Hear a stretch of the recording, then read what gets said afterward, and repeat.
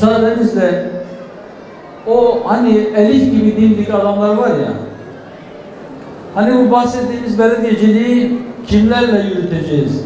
Kimlerin bu işi yapabileceğine inandım. Kimleri aday gösteriyoruz?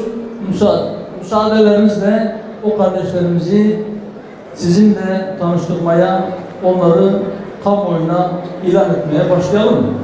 Adana Büyükşehir Belediye Başkan adayımız Salih Demir. Seyhan ilçemiz Belediye Başkan adayımız Fethullah Beyazçiçek.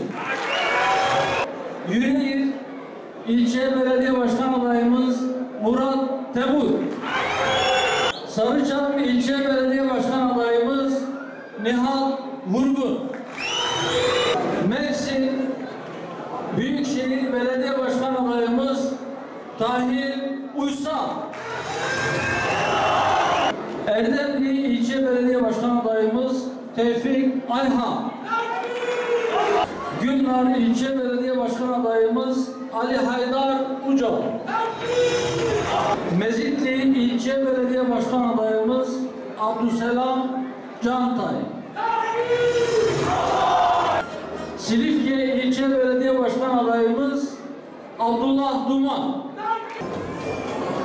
Hatay Büyükşehir Belediye Başkan adayımız Fırat Gültekin. İskenderun ilçe Belediye Başkan adayımız Ömer Cengiz Özkal. Reyhanlı Belediye Başkan adayımız Ahmet Aytekin. Dörtyol ilçesi Belediye Başkan adayımız Emre Peköz.